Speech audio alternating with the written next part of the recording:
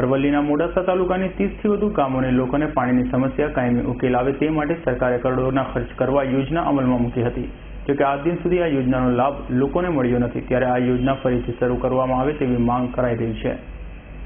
અરવલ્લી જિલ્લાના મોડાસામાં આજથી લગભગ 15 વર્ષ પહેલા કરોડોની યોજના એટલે કે મજૂમ જૂથ પાણી પુરવઠા યોજના સરકાર દ્વારા કરોડોના ખર્ચ કરી ચાલુ કરવામાં આવી હતી, જેનો હેતુ હતો કે 30 ગામોના 1 લાખ લોકોને પીવાના પાણી આપવાનો, પણ લોકોને પાણી તો ન મળ્યું અને આ યોજના પાછળ કરોડોનો મેન્ટેનન્સ ખર્ચ થઈ ગયો।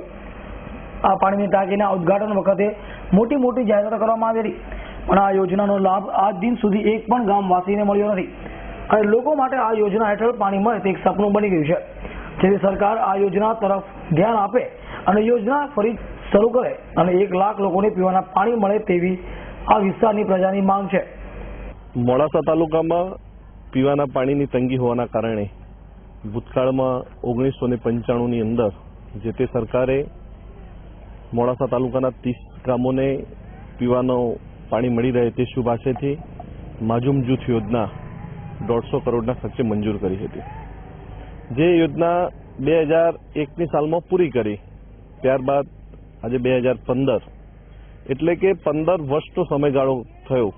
દર વર્ષે ખર્ચાઓ થાય છે, પરંતુ હાલની પરિસ્થિતિ એવી છે કે ઉનાળાની શરૂઆત થતાં જ પીવાનું પાણી બિલકુલ ગામડાઓમાં મળતું નથી, ત્યારે આ યોજના પણ એકદમ ઠપ પડી છે। આ યોજનાથી આજની તારીખે એક પણ ગામની અંદર પીવાનું પાણી પહોંચાડવામાં આવતું નથી।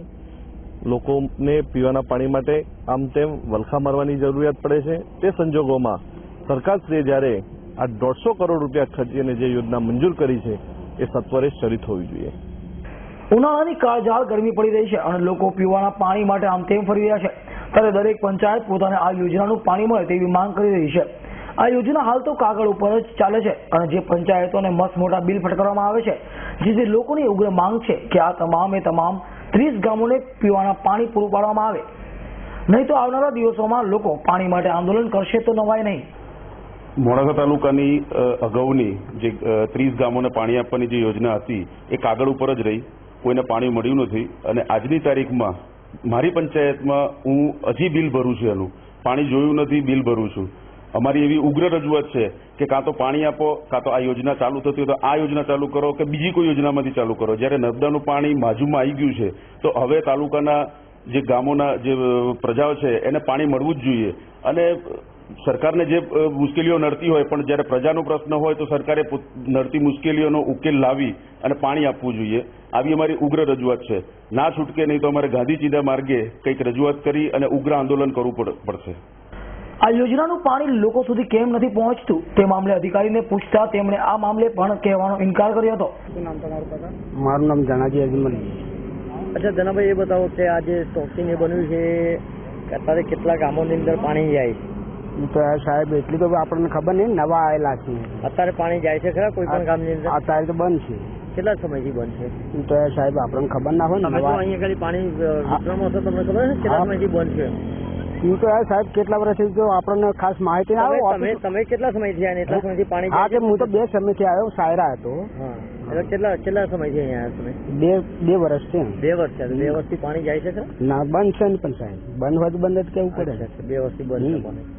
કોઈ પણ જગ્યાએ કોઈ ગામમાં પાણી જરૂર નથી। સરકાર લોકોના હિતની વાત કરીને કરોડો રૂપિયાની યોજનાઓ બનાવે છે। આ યોજનાઓ જાણે અધિકારીઓ અને નેતાઓ માટે કમાણીનું સાધન બની જતી હોય તે રીતે પૂરેપૂરી પણ કરી દેવામાં આવતી હોય છે, પરંતુ જે રીતે ચારણવાળા ગામે માજૂમ જલાગાર યોજના હાલ હવાલ છે તે જોતા કરોડો રૂપિયાનું આંધણ કહી શકાય। Alpesh Rathod, S9 news, Aravalli.